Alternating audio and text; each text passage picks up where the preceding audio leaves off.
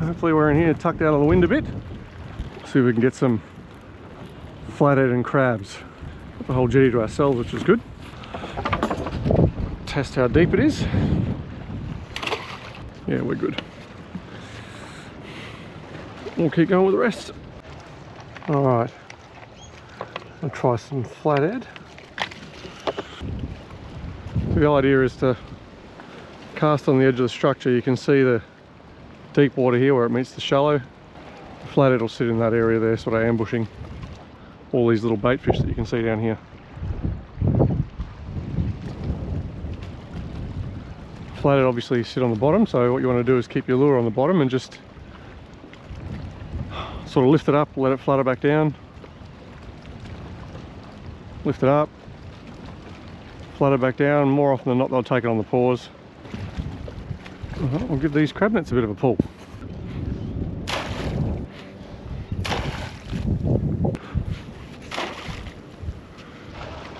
Alright, see if we can get a flathead. It's one of my favourite spots for flathead along here. It's real deep here. Out in this water here it's like 20 metres. It drops off really quick down to sort of 5, 6, 7 metres. At that buoy over there it's about 12. Every time I work this jig I'm making sure that on the paws it gets to the bottom, sits on the bottom for a second and then move it around again, because that's when it will get taken. Don't be in a hurry to wind the lure in either, because flathead a lot of the time will chase the lure right to your feet before they take it. Pull these nets again.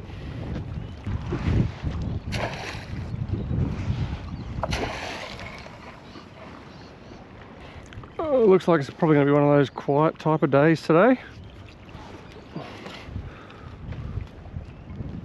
Not much of anything going on. Really want to pepper the joint with casts basically all the way around, because the more you spread your casts out, the more chance you got of finding them. Ooh, had a hit there. Oh, lost it. Look at that. Some big brim down there. Might have to change lures in a minute. It's not really happening for us here. But we'll pull these plots again first. Oh, there's a crab in it.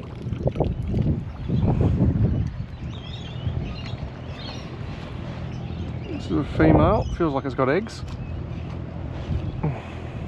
It does.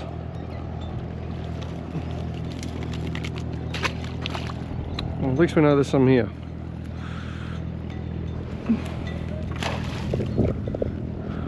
Traditionally I don't fish the jetties, I usually stay away from them, but because I want to use the crab nets today, it's kind of not mandatory. You could throw it off the rock wall, but it's a lot easier to do it off the jetty, straight into the deeper water. Normally I'd be standing on the beach over there or up around the point there. There's some good drop-offs there and typically less fished. So there's more chances of catching stuff. It's been a pretty quiet all day and really windy. Brim and flounder are a pretty good bycatch in this area, so good chance.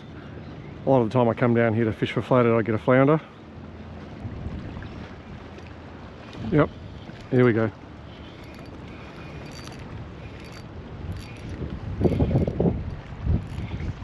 Get away from my ropes over there. Feels like an alright one. Oh, it's because I belly hooked it. Belly hooked brim.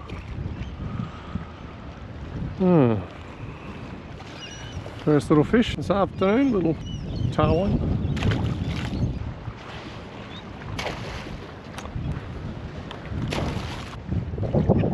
Oh man, there was something on the edge of that again.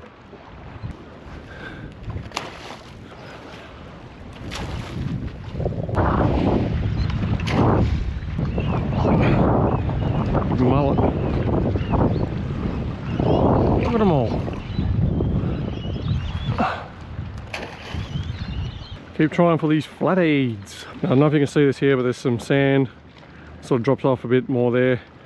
Then there's an edge of the weed there. It's very hard to see where the rocks and the weeds stop, but I want to get the lure as close to the edge of that stuff as we can without getting snagged. Let it sink to the bottom and then work the bottom along the edge of that structure.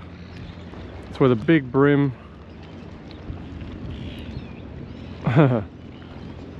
big brim and the big flatheads sit, along the edge of that stuff. Same when you're working the lure.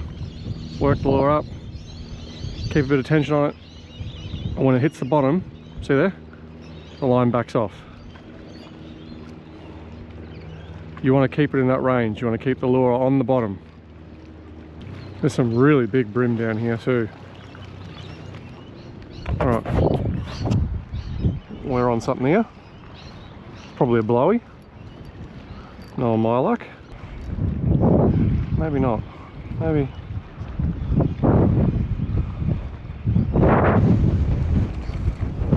Another brim. Hooked in the buttocks. Forrest Gump style. Jumped up and bit me in the buttocks. Wants me to get a treble under the nail here. Okay, another fish here.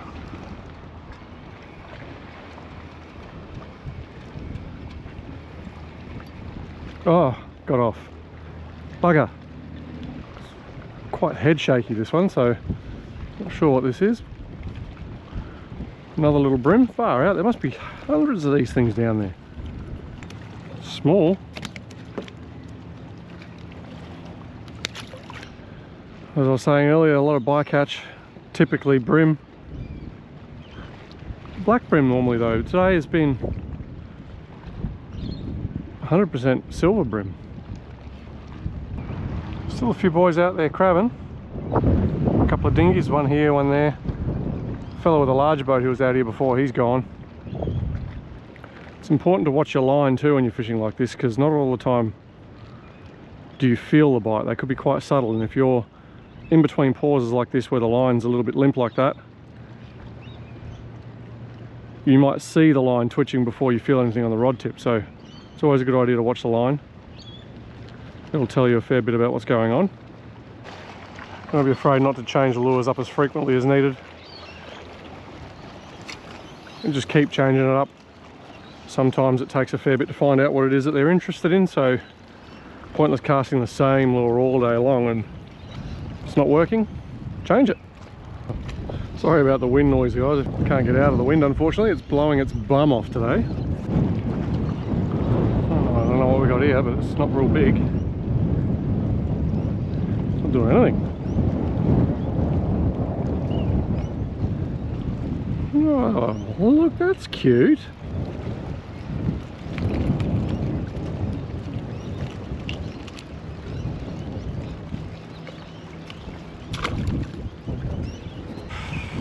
Oh well, nothing in these here waters. A really dead day.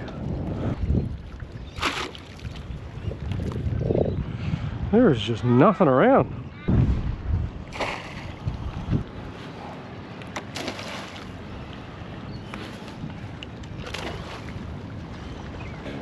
Oh, pretty quiet on the old crab front.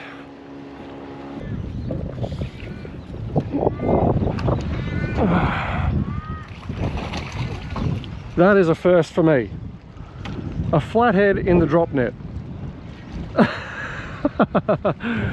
That's insane. Here I am trying to catch him on the rod reel, and I'm catching him in the bloody drop net.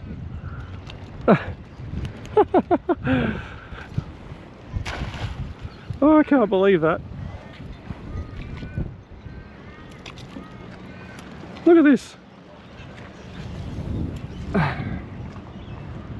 See these spikes here and on the back of this fin?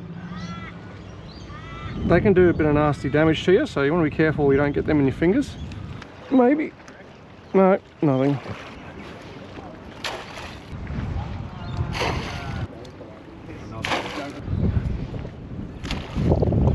Oh man, it is really quiet today.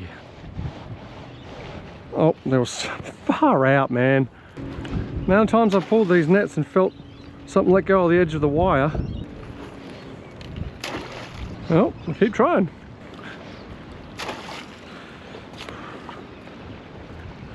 It's so quiet. Shh, shh. It's oh so still. Oh, there's not much going on down here. Oh, that's the first bluey I've seen all day. That's sized. So I'll get him out of here and get the net back in.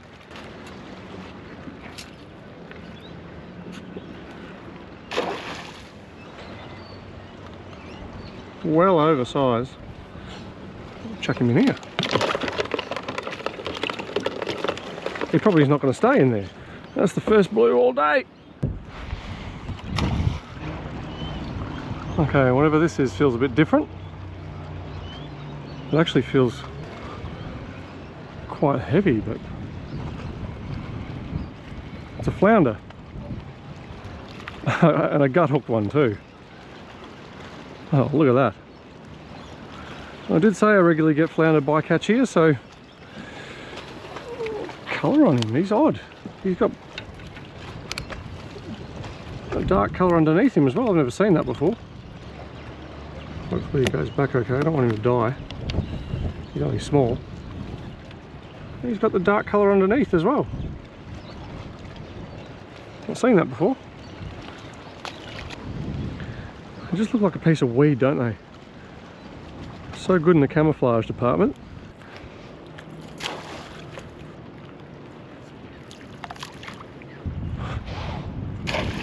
Still only got that one crab and the one flathead, but hopefully we can spice it up a bit more.